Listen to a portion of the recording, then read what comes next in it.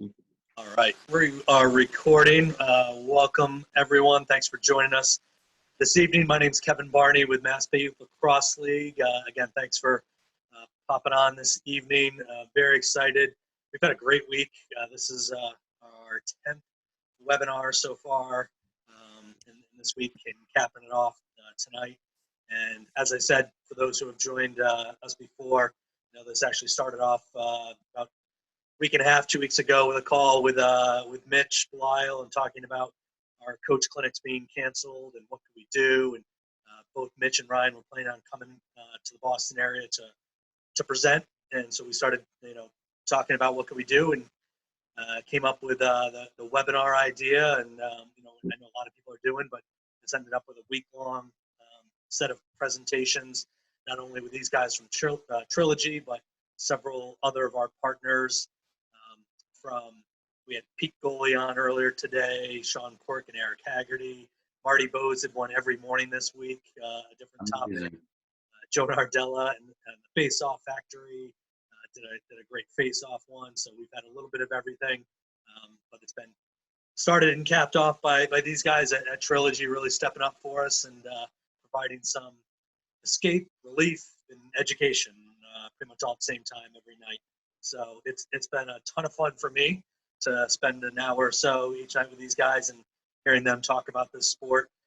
As I've said many times, these guys are not only some of the best ever to play at their positions, but they're probably better even teachers of it. And it's been great to see how they can help out, youth lacrosse coaches from NBYL and across the country that have joined us to watch these. So I'll introduce these two, and then, as I said earlier, I got to step out for a little bit and put my kids to bed, and then I'll be back a little bit towards the end here. But we have Ryan Boyle and Mitch Belisle from Trilogy Lacrosse. I was fortunate enough to both played for me when I was the GM of the Boston Cannons, and got to watch them practice and play up close, which is an unbelievable experience, and really seeing how these guys, study and know the game. Ryan played collegiately at Princeton. Was a national champion. He won 4 MLL titles, including one with the Boston Cannons. He's won a couple world championships. So he's been obviously successful at every level that he's been at. And Mitch Belisle, also the Boston Cannons, helped lead us to the 2011 MLL title. I don't know if Mitch remembers this, but I'm gonna tell this quick story about the night before the MLL championship. All honesty, Mitch, I can't remember who was our captains for that. Were you a captain that year or the year after? Do you remember? I think Paul was in 2011. I know Ryan was. You were captain, Mitch. I think you were one of them too. But Ryan. You gave the speech before the game. They were our two biggest leaders, these guys on that team. And Mitch was the guy who set the music in the locker room, set the tone for everything. And after we won that semifinal game, I don't know if you read my email or not, but all I remember is getting back and sending Mitch just a quick email that, after that day, I'm like, this is your team. You set the momentum the next day and bring it home. And he did. And, as Ryan just said, he's the one who, he gives the speeches and fired it up. So these guys are so passionate about the sport and what they do. Mitch played collegiately at Cornell, has all sorts of accolades from his college days. He won, obviously, as I said, the MLL championship. He won an NLL indoor championship as well. So, these are two of the best at what they do. And with that, I will turn it over to Ryan and Mitch to take it away. Thanks, KB. And I said this, earlier this week, and I think I speak on behalf of Mitch and I, and just your leadership with the NBYLL. If not the preeminent, certainly one of the top youth organizations in the country, and your dedication to coaches training and providing a quality experience for all your constituents is admirable, and we're happy to support. And this is just a classic. A leader, several leaders in this case, between you and Mitch, trying to figure out a solution to a problem. And we're this week, personally, this has been a tasty glass of lemonade. So I'm happy to have another cup tonight. So Mitch, we got Mitch Belisle in a basement. KB is about to go watch Monsters University. Apparently Mitch and I are just terrible fathers is kind of my takeaway. This is actually, this is like pretty selfishly, I'm doing this to get all the training techniques ready to train my 3-year-old and my 1.5-year-old. So I've been, I was going to figure out if I could download this video that I shot of him in the basement working on shooting, but I'll have to just demo it myself because he's asleep now. Well, it's perfect. We all have young kids, and this one was set for those beginners. So I know the coaches who are joining us are either coaching those really young kids or they're first-time new coaches as well. So perfect. Well, without further ado, let's get into this. I'll start sweating on my forehead. Mitch will start running around his basement, and KB, you can give us some plot updates later on. Beginner coaching. So we got kind of two things that we're going to be kind of looking at tonight. Number one is a little bit of practice planning. So this is some stuff that just over years of experience that we've kind of tinkered with at Trilogy, and have tried some different things philosophically, have kind of thrown the proverbial spaghetti at the wall and saw what stuck, and so feel good about some of the things that we do now, and then kind of looking at what are the basic fundamentals, and then what are some teaching points, and that's why Mitch is in his basement, and what are some drills, and no secret sauce here. Some of these drills you probably have seen before, so hopefully some are new, and a lot of them, this is kind of version 1.0, and the goal is to maybe have these as be kind of forever drills. So you can do them with beginners, but as you evolve, you do them at a different pace, you do different skills, you do different techniques, et cetera, et cetera. So, with regards to practice planning, kind of broke this down into 3 segments: philosophies, schedules, and drills, on a macro level, not kind of a micro level. So this right here, this heart versus whole versus energy, this was a huge kind of debate within Trilogy. And you kind of, when we first got our start, this top piece was really kind of how we approach things. And this is very logical. This is very practical. For anybody that's played football, this is very much how a practice progresses. You start within an individual technique, then you kind of bump up, do some more small group stuff, and then you kind of go into more team-wide stuff. So kind of this part-whole kind of philosophy. And we used to have kind of our schedules set up that way. We used to have our days of camp set up that day. And then we kind of huddled up as a group, as a kind of leadership. And, basically Mitch and Nat Strebel just held me down and beat me up until we kind of transitioned into this next phase. And so, Mitch, I'll kind of let you chime in here, so it's not me talking the whole time. But now what we try to do is we try to just immediately go with energy. We want to try to create energy. And right off the bat, excitement, get guys hyped up, and really get them kind of bought in. And then, like Mary Poppins, you've given them the sugar, and now you can give them the medicine. So we get them jacked up, and then as the energy starts to wane, then we do something where we reintroduce energy. Yeah, and I think, especially for new players or players that are just learning the game, the key thing here in the NBYL, to Ryan's praise earlier, that I think they do such a great job of focusing on, they want to make this an experience that all the players, no matter what level they are, have a great experience. And that is how you grow the game. That is how you get kids that play all through youth and then want to go and play in high school. Again, with the hyper competitive atmosphere that we have right now, sometimes that's difficult to do. So it's like, give them an opportunity of practice to have a lot of fun, learn, and then jam those things together, so that way lacrosse becomes a good experience for them. And that, that is number one, first and foremost. If you learn nothing else from this entire presentation, it's like, bring energy and have fun with the kids, and they're going to have a good experience with their first year of lacrosse. If you try to teach them every little final nuance and detail of how to do things, might go one of two ways. But if you bring energy, if you have fun with it, you create some games, some contests, some competition, the kids are going to come away saying, I love lacrosse, no matter how much better they got at it. And they'll probably end up getting better because they're so into it. And I think along with that, this next piece, this kind of rhythm versus disruption, this is another thing we look at is like kids are going to succeed. Teams are going to succeed when there's structure, when there's order, when they're organized, and they know kind of from A to B to C to D.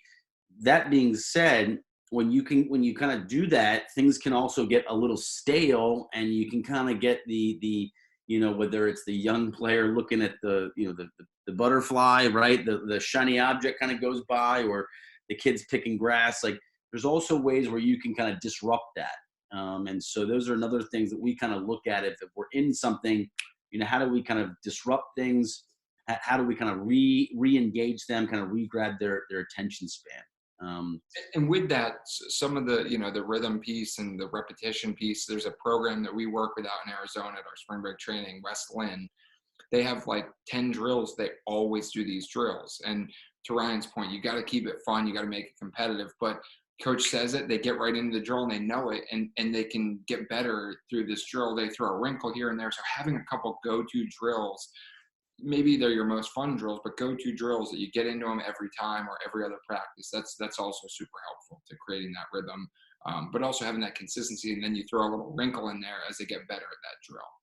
The other thing we hear from programs and from teams all the time is like, oh, what do I need, and should I get this brand new thing that's hit the market? Do I get this brand new thing the market?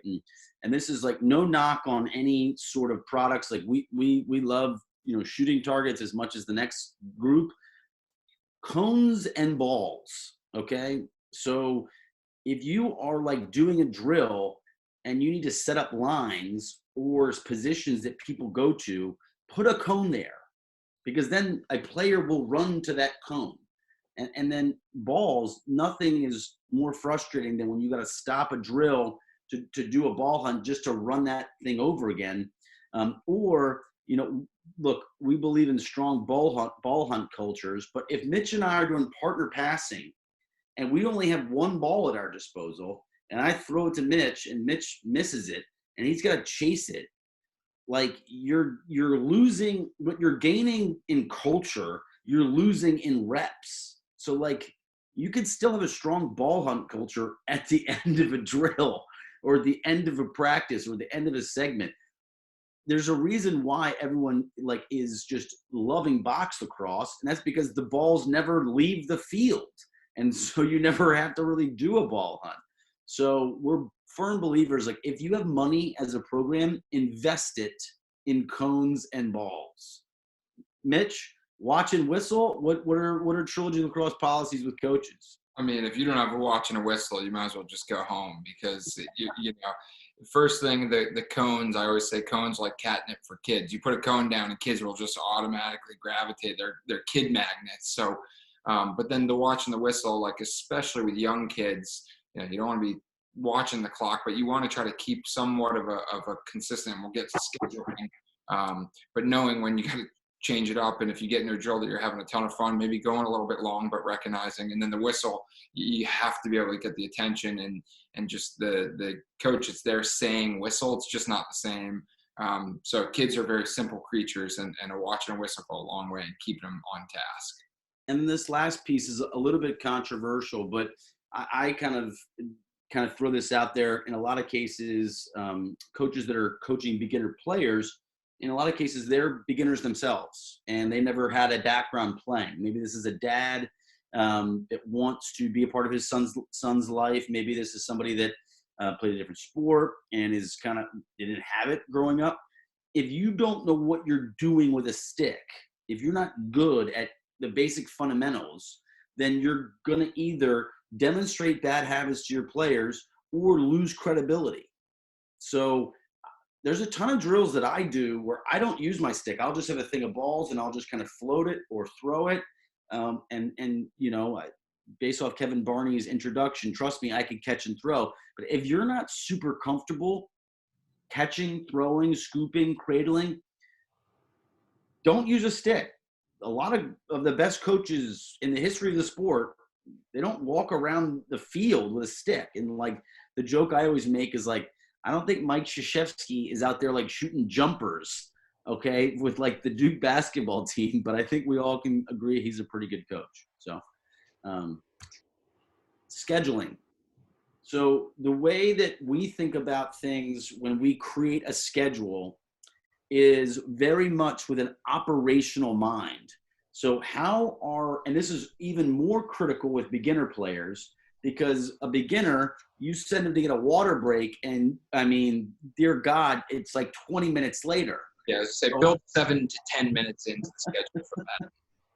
So with beginners especially, have like an operational hat on, and how you're organizing the players, and then how you're getting them from one drill to the next should be kind of top of mind in terms of what's the most efficient way that I can do that. And really what we're talking about is I want to minimize any sort of jersey transfers. I want to minimize any sort of, I was with the attack and now I'm on this team. Like, you're better off organizing your practices in such a manner that those stay consistent so you don't lose time, especially with beginners in that shuffle. If you're dividing up into 2 teams, use those 2 teams for every drill, or use those into 2 groups for every drill you do. So just to kind of simplify that point is like, whatever you do, either stick with it or make it very easy. If you have to drag a goal to the side to use it on the side, have the next drill use a sideways goal as well. Don't have to be dragging kids, cones, all these different things around. And then the last thing is, have a template that you're using and just fill in, for every practice.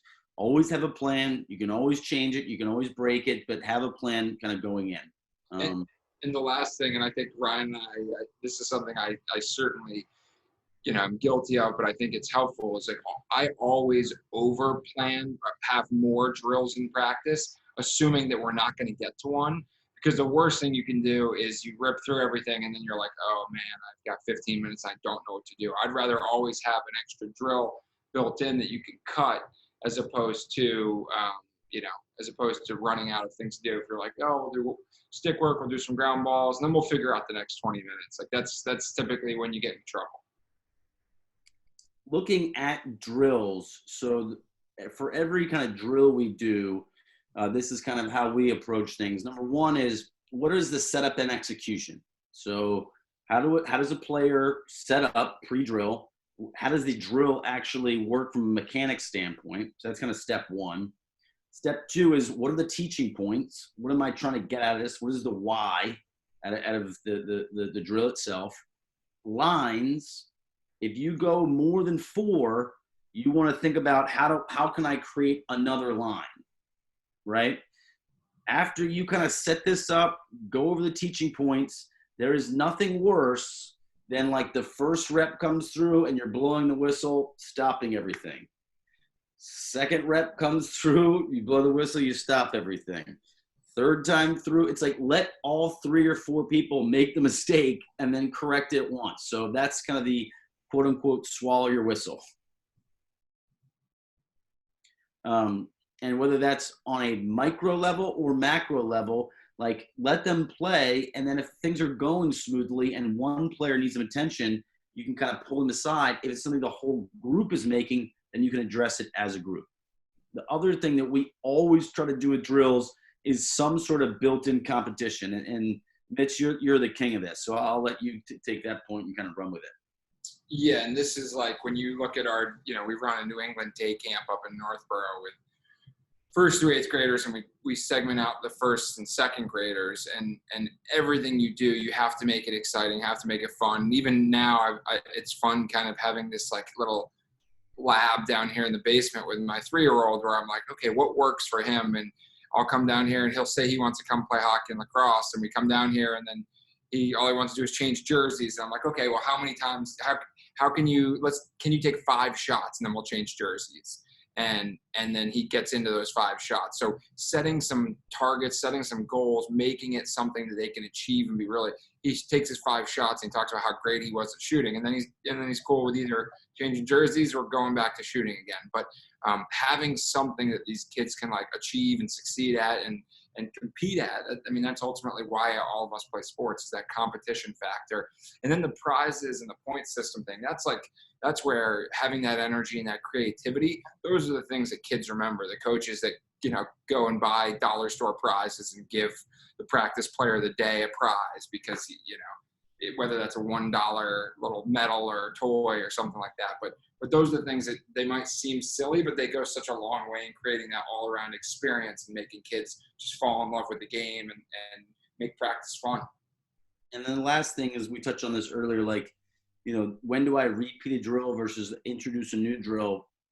In an ideal world, you're kind of creating some like forever drills that you can layer things onto, because certainly once they kind of get a drill down, it is nice from an efficiency standpoint to kind of get into that, get things rolling, and then ideally you can layer on something on top of that drill. So those are like the best drills possible. Shifting gears now, what are the fundamentals? So we want to take a quick questions. Any questions on the setup in terms of practice planning, philosophies? And this is where, because Ryan and I are on here, feel free to fire away in that chat or in that Q&A section, and we'll do our best to stay on top of it. But this is where, if you have questions, now is the time to ask. It looks like we got a pretty intimate group here, and happy to address those needs as much as we can. But if nothing pops up, we can keep going and we see, and we'll go. I think we're good. So in terms of the fundamentals, and this is probably a longer list than you're used to seeing, and frankly kind of longer than I'm used to presenting, but I wanted to be more exhaustive than normal, just based off of the length of the presentation and kind of the audience. I wanted to do a full comprehensive job. But ground balls, creating, catching, throwing, shooting, dodging, footwork, and checking. So these are like all things that like all players independently of positions, like everybody should know how to do these skill sets, right? So the only exception to this would be kind of goalie play. If you're coaching first and second graders, like, while you definitely want to, spend time on certain things, maybe the kids start gravitating towards one or the other. You want to be doing all of this with every player.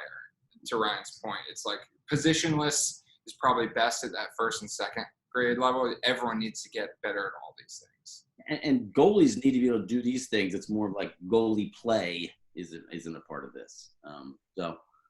So ground balls, we'll kind of let Mitch demonstrate some things here in terms of the elements, but both butts low, hand placement, explode through the ball, stick protection, and then communication. So the way this will work is I'll kind of turn things over to Mitch in terms of going through the fundamentals of this. And then I'll kind of circle back to go over kind of a drill or two via the whiteboard. So I'm going to stop sharing so that Mitch can kind of take things over here. Awesome. And if you are in speaker mode, that's probably going to be the best way. So I'll do my best to try to stay in frame here. But when we're talking about ground balls, the big thing here, anytime you're getting the ball into your stick in lacrosse, so scooping up a ground ball, catching it, things like this, you want your top hand as high and close to the plastic as possible. This is going to give you a lot more control over that top head. So no matter whether you're, like I said, catching it, whether you're scooping a ground ball, the higher your hand is up by that plastic, the more control you have over the stick. With the bottom hand, we talked about wanting to get those butts low. So that means I'm getting my butt, my actual personal butt, and then the butt end of my stick super low. The third thing that I always talk about is stepping next to the ball. And this is something that I'm working with my 3-year-old on doing. He does a good job of getting his butt low. He scoops through, but he needs to really work on getting an athletic stance over it. And this one's harder, takes more time. But having that step next to the ball, you protect it from checks, you get your body and your momentum over it, and also forces you to get low to get over it. So as I scoop this up, again, I have my top hand nice and high, my butt low. I can choke up a little bit if I want. That's kind of a variable thing. I explode through the ball to Ryan's point. I bring it right up to my ear if possible, and I keep my momentum going forward. So what that looks like, this is a slick floor with a tennis ball, so it's a little bit trickier, but on a grass field, you step next to the ball, explode through it, and continue running. Anything to add, Ryan, or that I didn't cover there? No, that's fantastic. I think the only maybe actually just the communication in terms of ball release, in terms of just what does that mean, and why do people harp on that so much? Sorry, I got distracted by a question. Ball release, the communication component. Yeah, so ball release is more for when there is a 2-on-1 ground ball, because you're typically going to be calling man and ball. One person is going to take the man and try to push off that player, and the other player is going to pick up the ball. And when you call that release call, if I say ball, I pick up the ball and I call release. That's telling my teammates, stop pushing that guy, stop being my lead blocker, and actually go and get open for a pass. So if you hear ball release, that means I say ball, it means I'm getting the ball. Once I pick it up, it means I have possession. Now go get open for me so we can move the ball. Great. I don't know if you saw this question that came in from Patrick. Yeah, two questions, actually. One's in a chat as well. 3 questions now. So one is in 60 minutes, what would you recommend for 4 to 6-year-olds in terms of number activity changes, assuming we kind of have an hour? So the way I look at that is we need 5 minutes at the beginning of practice to get everybody kind of organized, take a lap, You need 5 minutes at the end of practice in terms of ball hunt, kind of wrap up. I find that at those super young level, you cannot keep their attention more than 10 minutes, maybe 15, 10 minutes max. So if you've got 5 at the front end, 5 at the back end, that's 10 minutes. That leaves you 50 minutes. I would plan on 4 activities and then some sort of 10-minute in terms of buffer around water break, changing from one thing to the next. This is where, to Mitch's point earlier, it might be helpful to have like a 5th in your back pocket. But if you've got that would be my kind of recommendation, is like 4 things of 10 minutes. And then maybe that 4th thing, instead of 10, you stretch that to 15, and it's more like group, like a bigger team-wide thing. That's about as much as you're going to get. In terms of looking at some other, hopefully that answers your question, Tom. Patrick, best way to incorporate new players into a team. This is a challenge. So back to that grouping, one of the ways that you can group players is by position, is within like a small random group. And then the other thing is you can do is within skill. So let's say you've got a 7th, 8th grade team of 20 players and you're going to do some skill work. You could do stations and have those 4 to 5 new kids together such that they're doing kind of the stations together. When you get into more team group-wide stuff, then they've got to learn on the fly to a certain degree. The other thing is those players, if they're serious, you should be looking at giving them homework potentially to try to kind of get them caught up to speed. If they don't do that, then there's not much we can do. And the only other thing I'd say, Ryan, is if you have the benefit of having some volunteer coaches or other coaches that can support while you're doing some more settled type things with your team, they can pull them aside and do extra skill work. So to that homework, doing the in-class homework while the guys are putting in the offense or doing some transition drills that maybe are not applicable for them because it's too advanced. But yeah, I think Ryan nailed the 2 best ways, which is doing the groups based on skills, especially so that way everyone kind of is at the same level, and then taking that extra time to work on those skills on your own. Looking at some specific drills that you can do. So, a really kind of classic one is called, sumo ground ball. And, this is where you've kind of got, don't worry, that's just my 4-month-old crying in the background. That's not, a attendee complaining about the content. So this is where, you've got kind of a coach, you're here, you've got them all kind of in these kind of groups of 2, these pairs. Okay. I'm playing in my chair here. These players are back to back. you put the ball kind of right between them, back to back, and you're looking at, 2 whistles. On the first whistle, you're kind of jockeying for position, trying to, move that player out of the way, just like boxing out, just like in basketball. And then on the second whistle, you kind of pick up that loose ball. Once the player picks up that loose ball, then the repetition is over. So you kind of do this, and then once that rep's over, you go, right, you reset and kind of go right back, and do it again. And so this is where it's great, because you can kind of do a best of 3, a best of 5.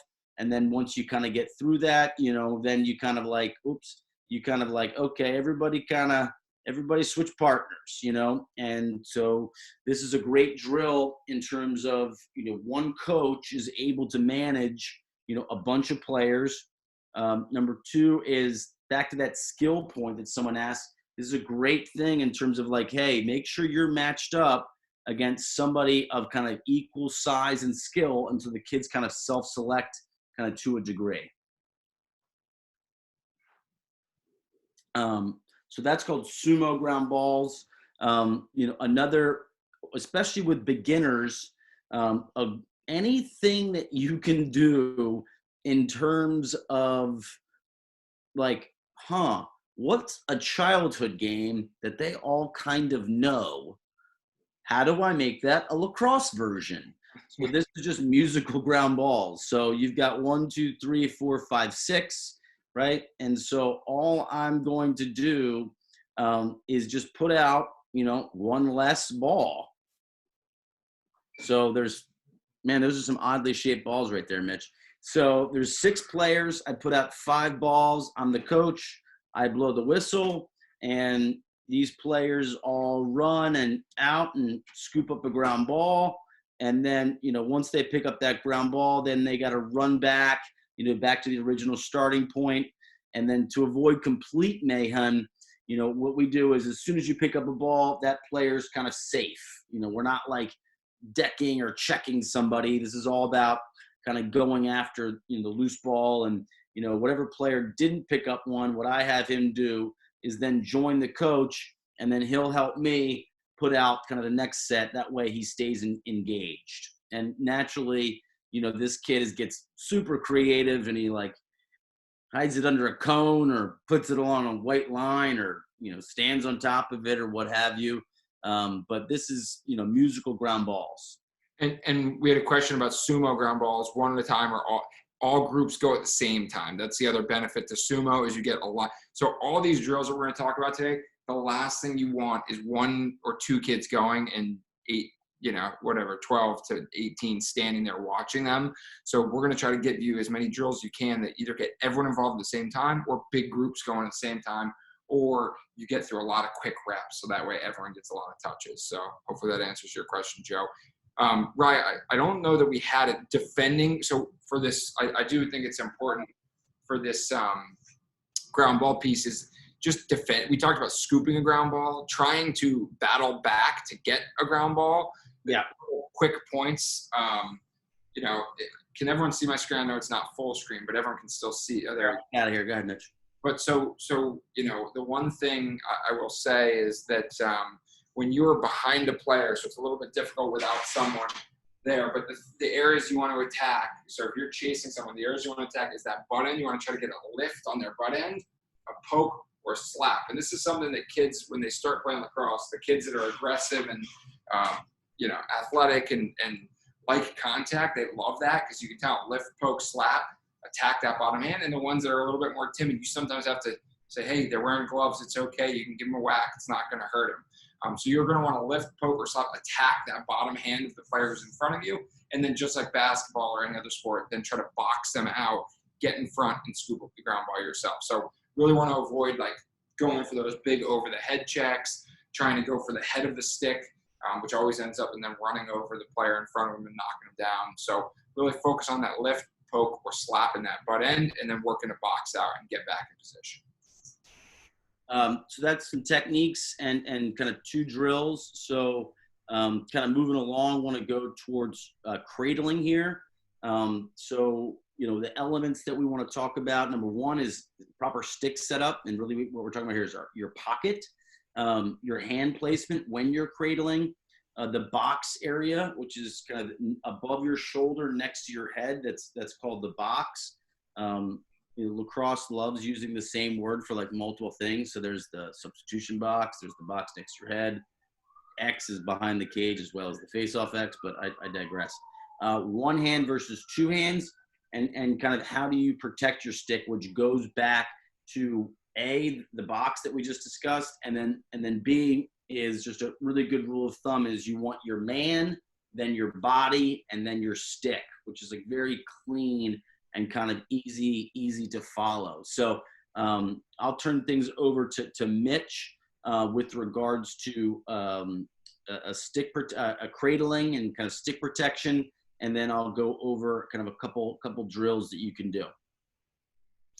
Awesome. So the stick setup, this is where, I'm not a big stick or gear guy, but it is important that your kids, and now I will say it's really beneficial now that most companies have started incorporating these much better pockets into the factory strong stick. But if you look at your player's pocket, and when you hold this down, let me try to get a good angle, and it's just completely flat and there is absolutely no ball showing, they're not going to be able to get better at lacrosse. It's going to be frustrating and challenging for them. So they need to have a pocket that sinks down a little bit, and the ball can settle in there a bit. There is a couple companies make it, but we have used these, I think for first and second graders, these are like $25. It's like a mini stick, but it's called a Command Mini. It's an exact replica of the Under Armour Command stick, and these are just phenomenal for first and second graders. It's just like a scaled down version, but a real ball still fits in here, and it has a nice soft pocket. So just it's a little bit of a plug from a partner of ours, but they make a great product for a young player. So when we're cradling, right? And again, understanding that we're not all stick gurus or we can't restring our pockets ourselves, I would recommend buying from a company that either has built-in pockets or really soft mesh that you can work in a little bit. That Epic stick is factory strong that Mitch is holding. Like that's a legit pocket. Yeah. So, and I would say most of the companies are starting to now. The factory strong is pretty solid. But so when I'm cradling, again, anytime you want to keep the ball on your stick, we want our top hand nice and high by the plastic, and all of the action for a cradle should come from your top hand. So the bottom hand is really just there as a guide. This top hand is what's doing all the work. Let me try to adjust my camera so I'm fully in frame. So when you're doing this cradle, I always have heard, it's like you're running with a football. You kind of rock it back and forth, or rocking a baby. Luckily, I'm out of those days. Ryan's still firmly in there, but as you're rocking that baby, you're swinging this back and forth to use that force, and then you're keeping this stick in your fingertips. So you'll see players and kids, and my son, even when he's shooting, holds stick. I'm trying to convince him, you got to put this in your fingertips and have nice soft hands at the top. That gives you that rock, and you just rock it back and forth. We're not coming all the way upside. Just a little bit of a rock back and forth with that top hand, bottom hand's the guide. So that's the general rocking of the stick. And now we want to relax this arm as much as possible. Use this as a guide so we can keep this stick right by our ear as we're cradling. So nice power cradle here to keep that ball on my stick, keeps it safe. And then as I start running, we do the same thing and just get more and more comfortable with it. Anything to add or point on, Ryan? Yeah, the only thing I would add was just based off of the chat kind of question, and again, looking at beginners and typically younger players, you absolutely need to cut down that stick, and the length of that is largely dictated by what your the league rules are, if they have any in place. But you're looking like anywhere from 30, right around 34, 36 inches is typically what you see. Sometimes less. So I would adhere to your league rules.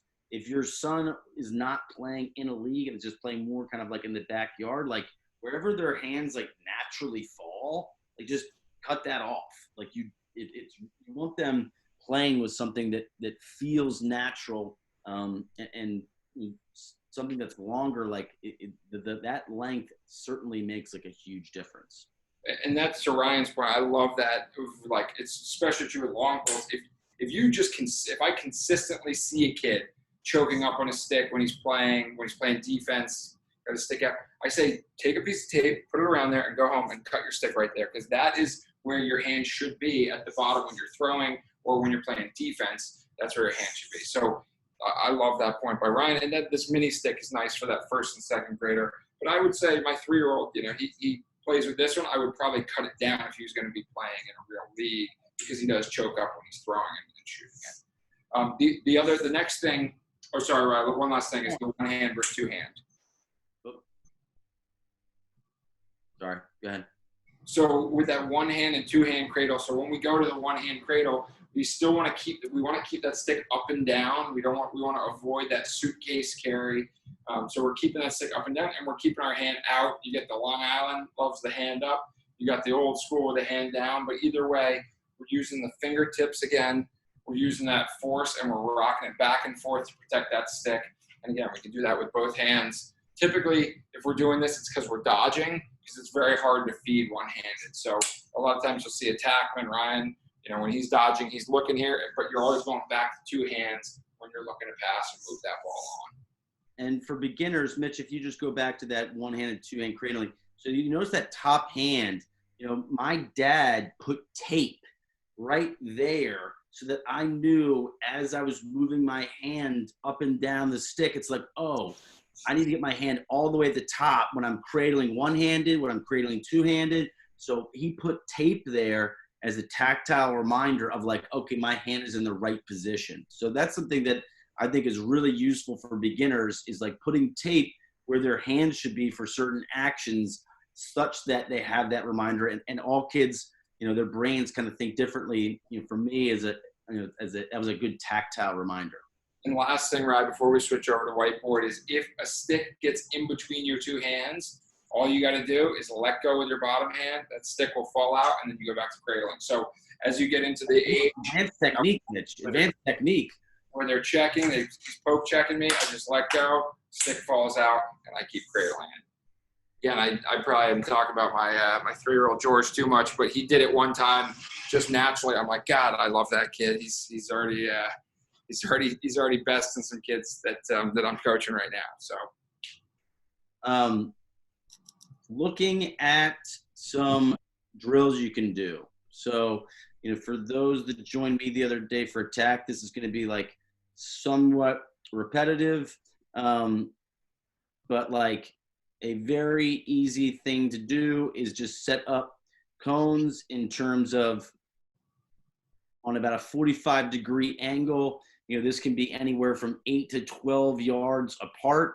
You've got players, lined up behind a cone, and all you're going to do is just have players run from one cone to the next, cradling. So, and we'll get into dodging in a second. But to start out, this is kind of a zigzag pattern, but really you can have this be in kind of any formation or figuration you kind of want, and just have them practicing, from running from one cone to the next. Set up your obstacle course. Make it fun. Make it competitive.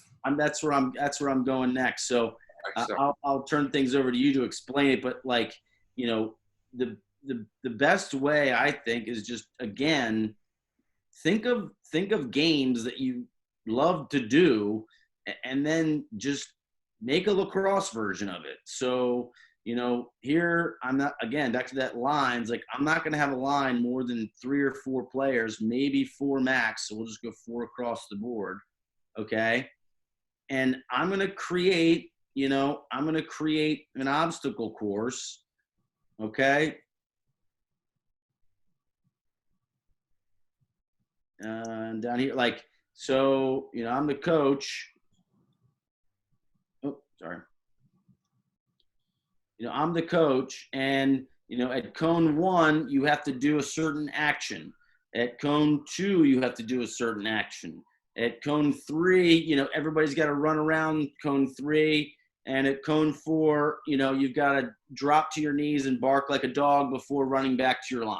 So, I'm going to run up to this, and I'm going to drop the ball and do 3 ground balls, right? Then I'm going to run to cone number 2, and I'm going to do a roll dodge. Then at cone number 3 as a coach, and I got to make a pass to the coach, who then lays out the ground ball for me to pick up. I go and pick that up. I go and I bark like a dog down here, and then I run back to this so player number 2 can go. You can do an obstacle course / relay race at every practice. At every practice. And incorporate something you want to work on that game or that week on each cone. You know, whether that's, like Brian said, a roll dodge, a split dodge, changing hands, ground balls, all these things.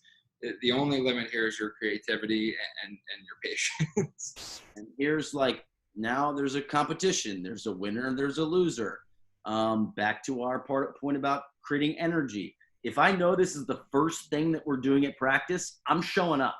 I'm getting there on time, and I got to be ready to go because we got a relay race going. Some other fun games that you can do.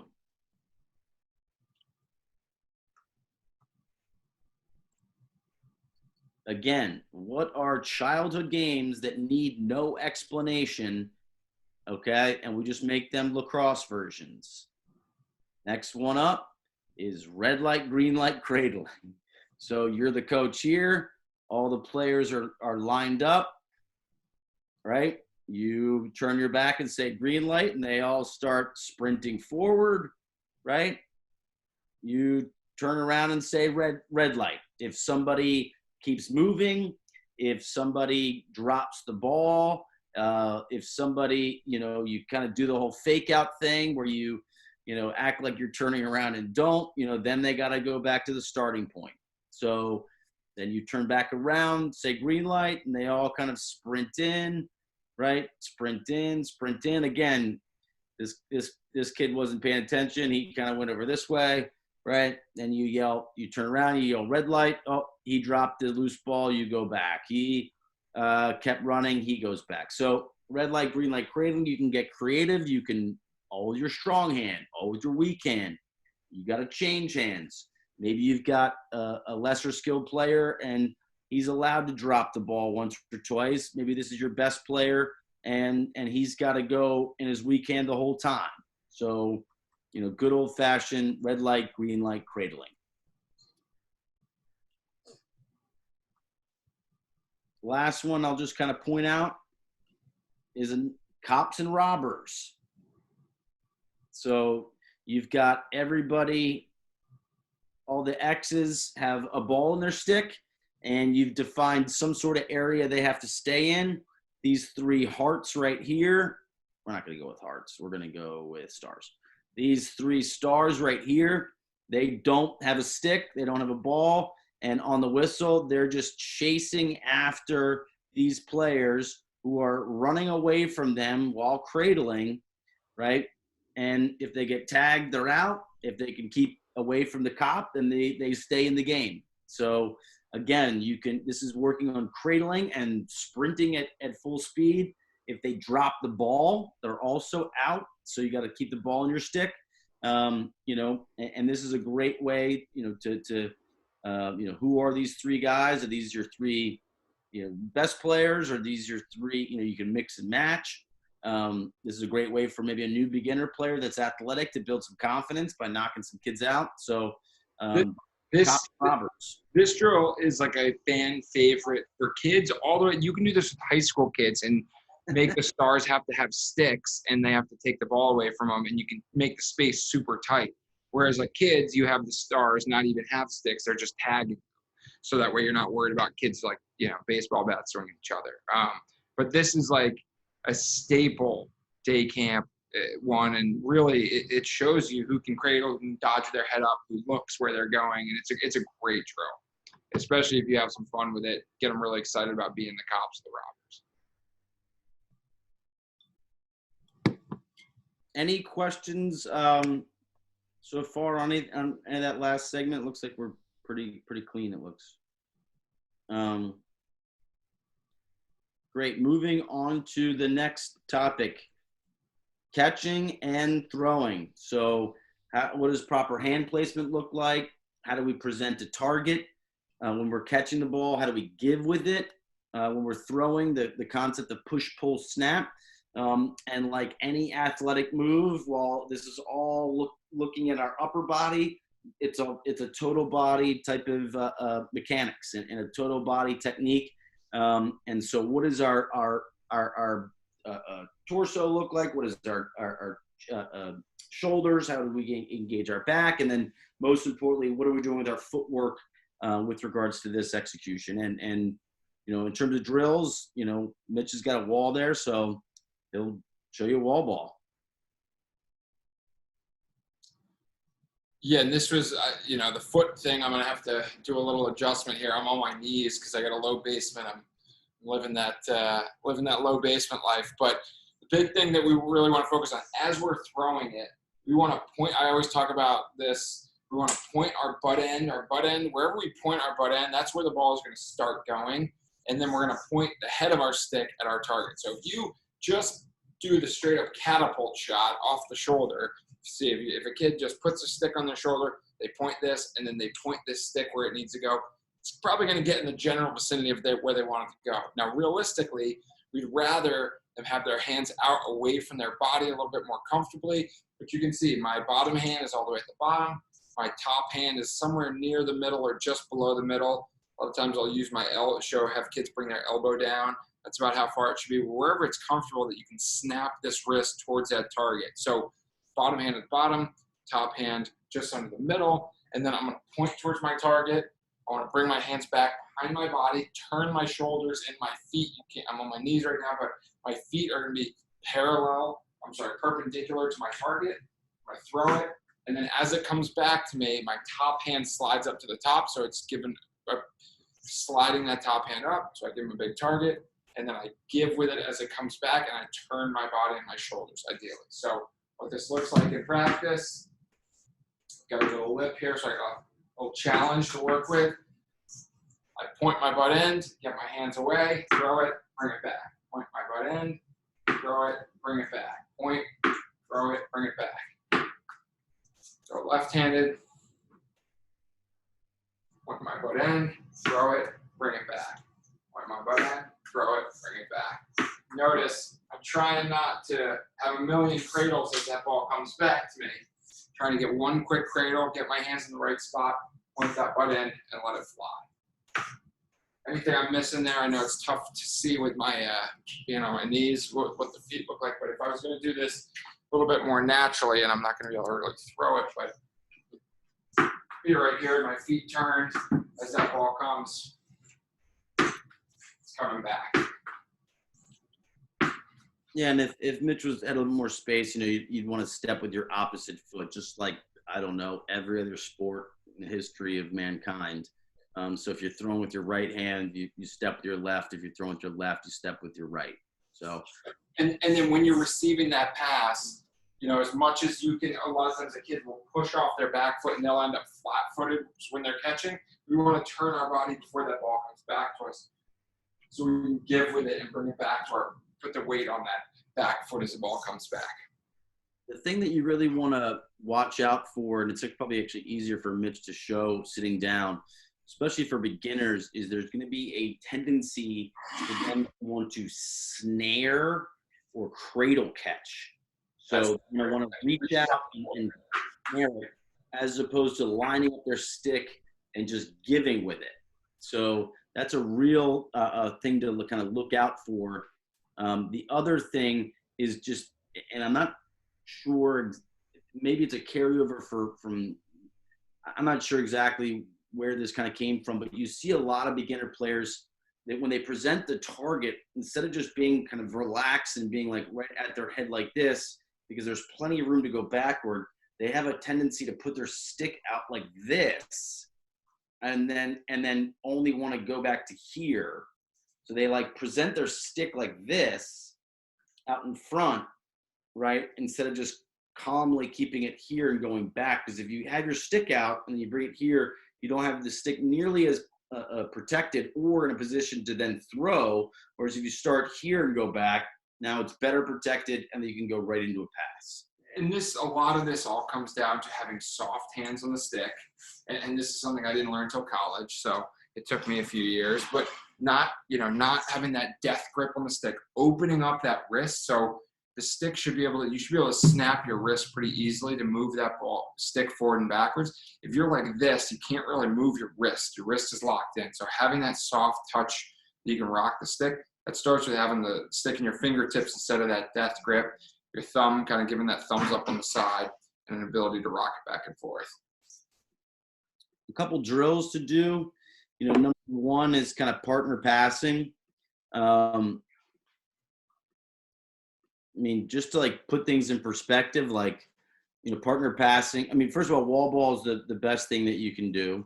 But partner passing, whether that's, with a coach or a parent or a brother at home or, at practice, the key here is just to make sure that, if you're doing this, that every single player has got like a backup ball or two or three, such that, if they miss one, they're not like chasing after it. The other thing to realize about partner passing is like, this is like a forever drill. Like, this is the very first thing, that I did when I got to Princeton, as a freshman. The offensive coordinator was like, "All right, we're gonna go partner pass," and I was like, "What?" And he's like, "Yeah, I want to see if you can catch and throw." I was like, "What?" Like, there was a little bit of 18-year-old hubris, like a little bit like, do you know who I am? Like, didn't you recruit me? And wasn't I the number one recruit? And aren't you like gonna like play me right away? It's like, meanwhile, he's like, "Yeah, we're gonna make sure you got to catch and throw." But like, you can work on just basic catch and throwing, and then you can really like advance that.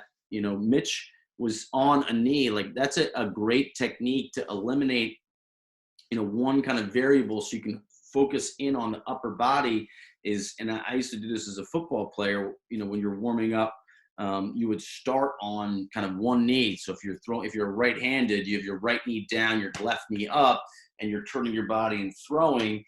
You could do the same thing. So there's a lot of different iterations of partner passing. So this is something I think is great for beginners. The next thing is, I don't know, like maybe 5 or 6 years ago, like it just got like a bad name. And like, if you were like an education company and like doing line drills, apparently you were like the devil. So like, or like you didn't know what you were doing. And meanwhile, like everyone knows line drills. Like, I think line drills are actually pretty good.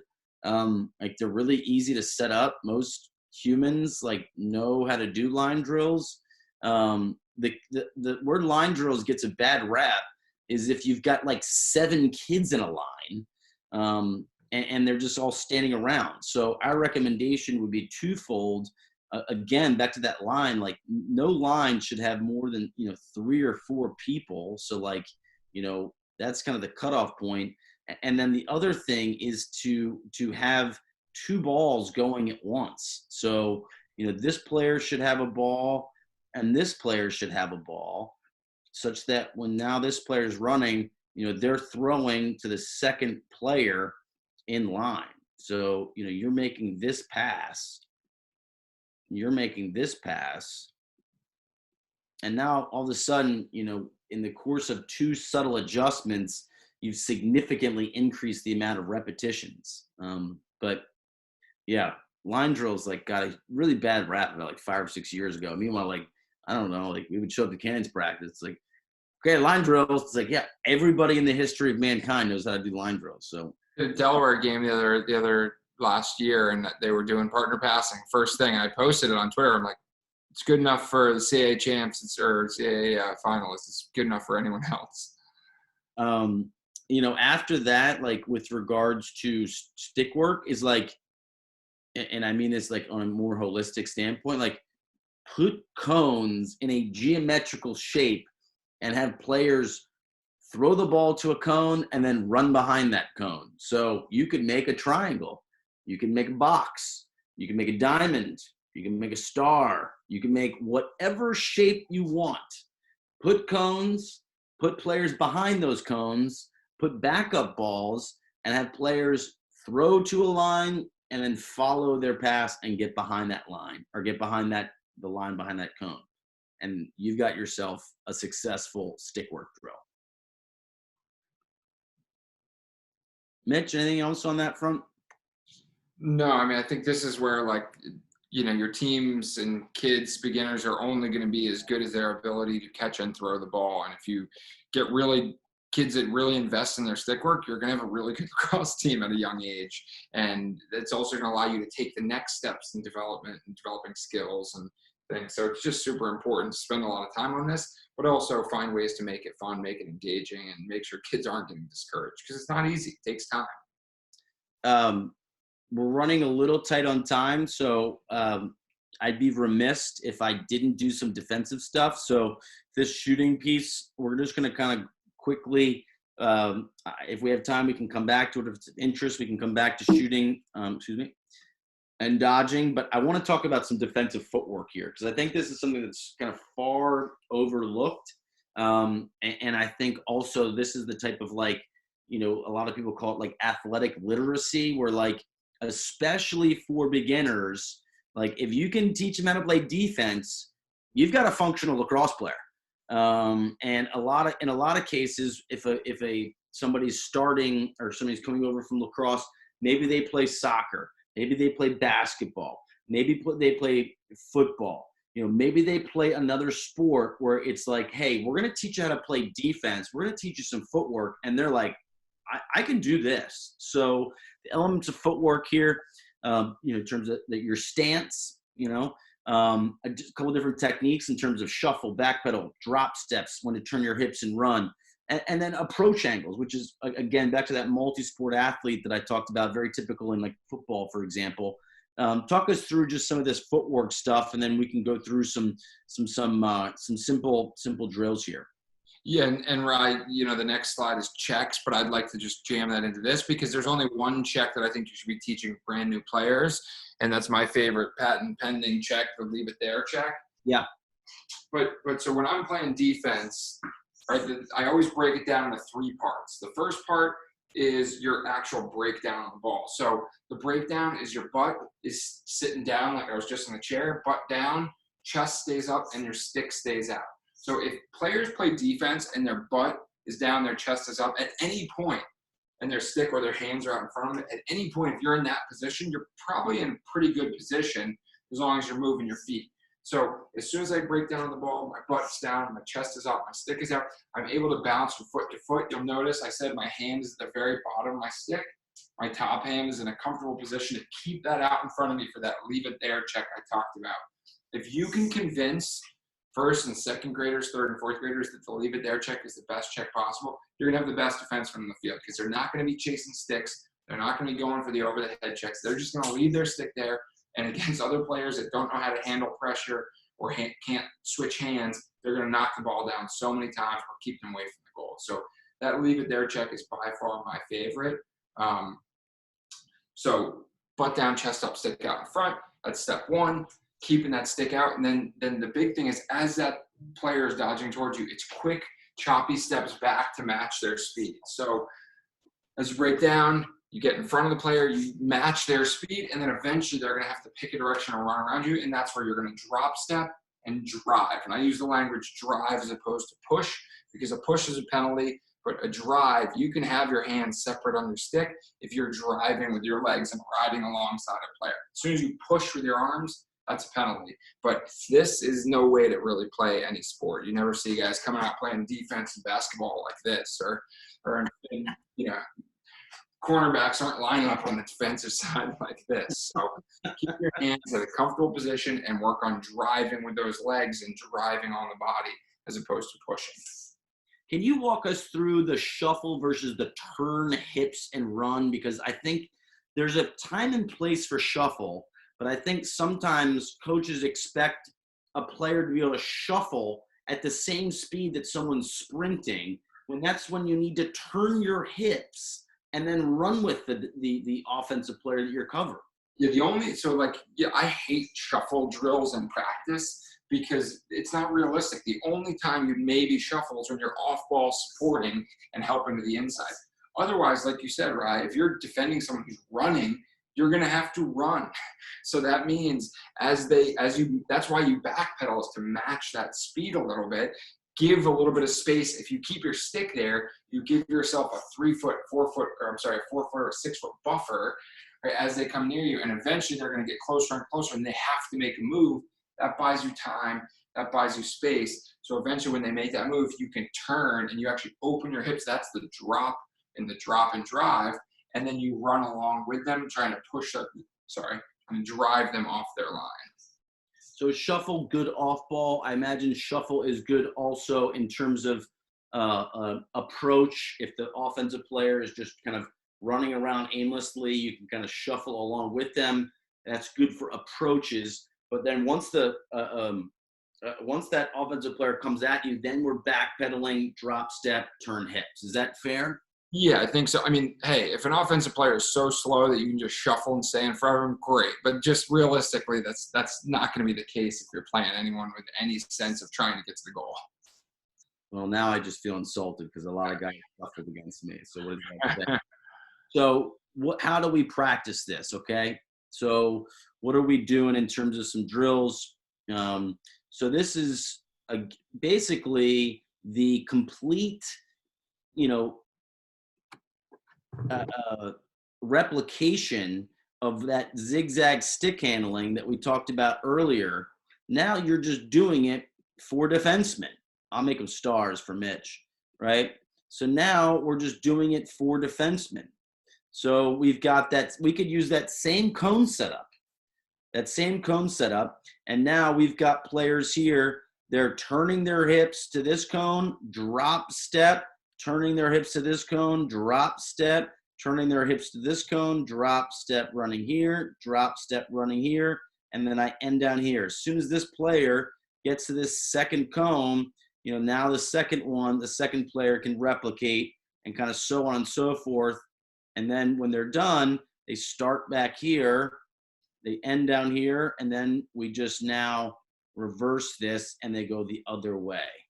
And Rye, you can also say, and I don't know, I typically start with a forward and backwards. So hips getting there next. So this is where you sprint up to the cone, choppy step, stick in front, leave it there, check, and then back pedal to this next cone. Approach. So you're always facing the right side of the screen. So your hips always stay facing forward, which, I can give a quick little, if you look in my little box here, I'm going forward and backwards, instead of turning your hips and dropping and driving like you would be doing in that first. I flip-flop them. That's why I said that, right? Usually I'll start with this since it's the first, it's the breakdown, the retreat. Gotcha. I go to the drop and drive, because also the drop step, drilling that with kids, it takes a few reps for them to understand, I always open back to the coach at the top or wherever they might be. This is where the hips are always facing in this direction. That's what that means right there. Those are hips. Those are hips. Works to me. Let's go for hips. Okay. Another, easy drill is what we call kind of read and react. You can do this with, 3 guys, 4 guys, but you've basically, got guys out there, and you've got a coach, and he's basically, pointing in kind of, 4 directions. You can really kind of mix this up. Okay. But he's basically, and Mitch can kind of insinuate this as the coach, but if he points to, left, all these players are kind of shuffling that way. If he points to, I guess that would be his right, actually. If he points in this direction, we're all shuffling this way. If he points backwards, everybody's backpedaling. If he points forwards, everybody's approaching. So you're basically taking the guidelines from this coach, and, you can, if you want this to be a shuffle, if you want this to be a turn in hips, you can do that too. As players get more advanced, you can also kind of build in some diagonals here if you see fit. And then kind of at the end, you kind of then, toss out a loose ball, for all of, for one or all the defensemen to kind of, go and to kind of scoop up. So that's kind of read and react D footwork. Mitch, any comments on either of those two drills as I kind of transition to this next one?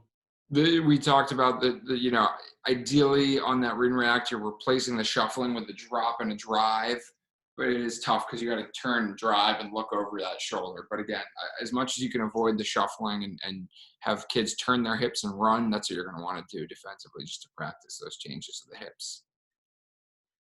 So this is a sliding drill that we do. Oh, God forbid I use an X and not a star. So, defenseman kind of goes in. So what we're trying to do here is use these 5 spots to simulate a slide, from the crease. So one player at a time, I'm sliding here, and then I'm recovering back to the middle, sliding to the next spot, recovering back to the middle, sliding to the next spot, recovering back. As soon as I get kind of 1 or 2 reps, then this next player kind of then goes in and kind of takes my spot as I complete the last 2. And Mitch, we talked about some of this footwork, specifically this sliding. We talked about approaching short, choppy steps and the recovery. I imagine just real quick in terms of sticks, stick up in the air, stick on the gloves, communication as we're going to go through this. Anything specifically here? Yeah, I mean, you mentioned the breakdown. As you get out to that cone, you really want to chop up those feet and break down. I like to arrive with a stick in gloves, ideally. And then the biggest habit that I think this is the most important for is for players to understand that after that ball move, you're imagining that you slid there and then he moved the ball. As soon as that ball moves, your stick is the first thing that goes back to the inside and your body then goes with it. So cutting off those passing lanes on defense and helping to the inside with your stick first and then your body. That's really what you're practicing the most with this drill is recovering back to the inside, getting your stick to the inside, building those habits of keeping the sticks up in the lanes, using your stick to cover space in the inside, protecting the inside, which is the most dangerous part. We just built first and second grade defensive machines with that breakdown right now. MBYLL games now just went scoreless for the next 3 months. Oh, dear God. Dear God. Any questions? I know that we're kind of running out of time here. And Rye, just one more quick thing on the poke. On the leave it there check first. Yeah. Your classic coaching is like the poke and the lift are the 2 that you're going to hear first. Like, there's nothing wrong with a poke check or a lift check, but what you're going to see is you're going to see players start lunging for that. The leave it there check is just a poke check that you leave right out in front of you as you're moving. And by doing that and calling it the leave it there check and saying, hey, keep your stick out in front, leave it there, don't chase. You get rid of that poke, that lunge where your footwork starts all getting all messed up and players get run by.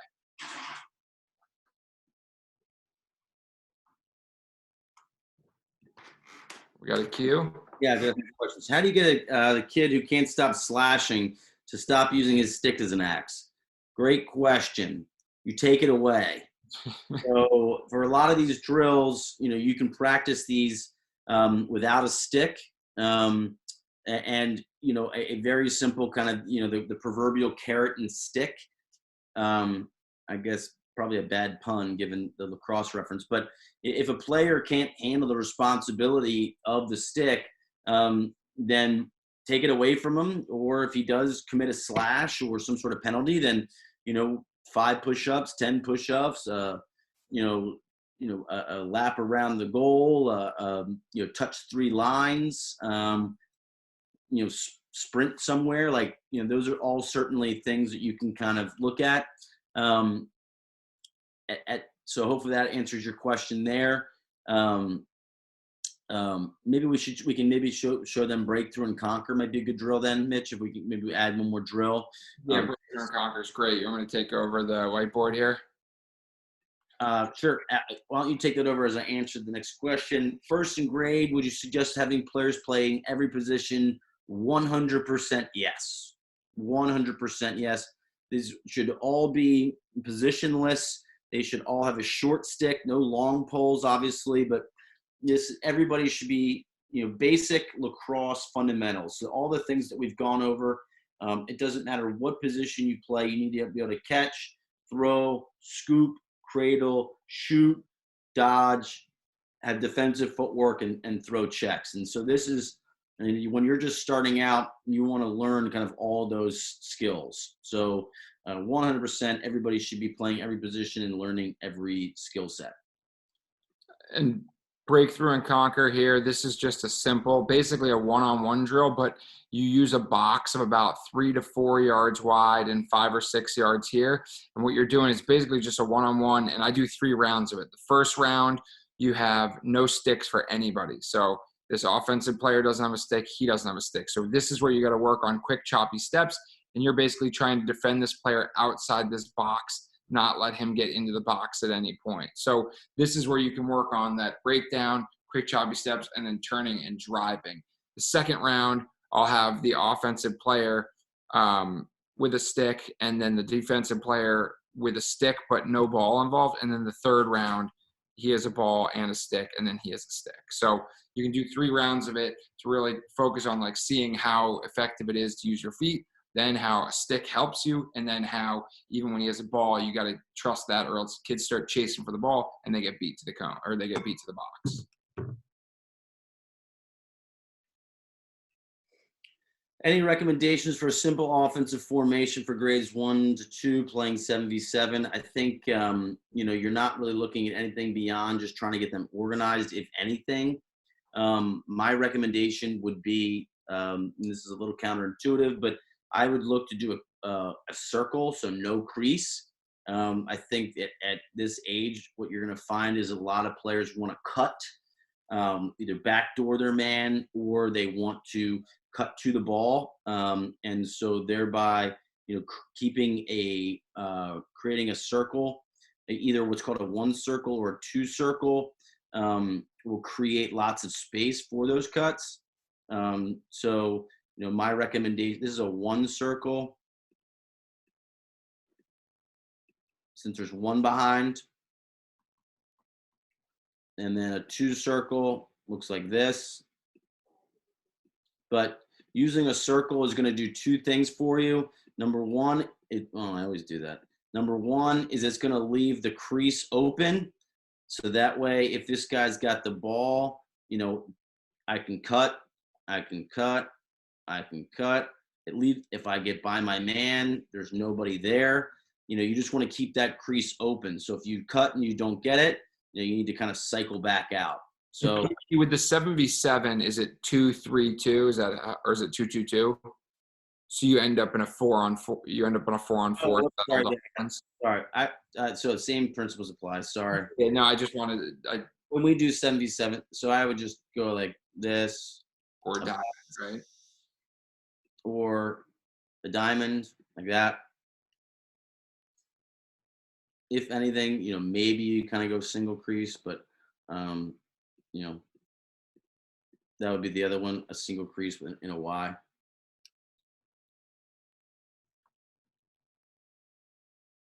But I wouldn't get too jammed up with that. But that would be my recommendation: box, diamond, or Y. Any other questions?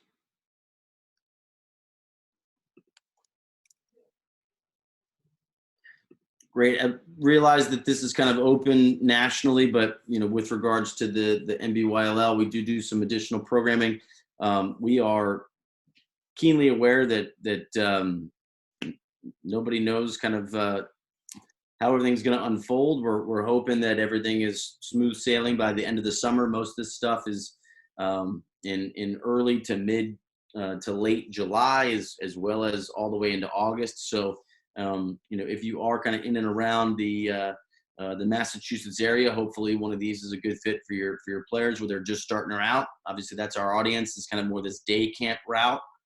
If you're in and around Southborough, players that are kind of just starting out, a traditional kind of Americana overnight sleepaway camp was probably the best bet. Whereas, our future Aces New England is more for advanced players that have been playing a bit. But certainly if you're looking for more opportunities from a training and education perspective in and around the New England area, that's what we have kind of the summer. Realize we're all trying to figure out, what's coming tomorrow.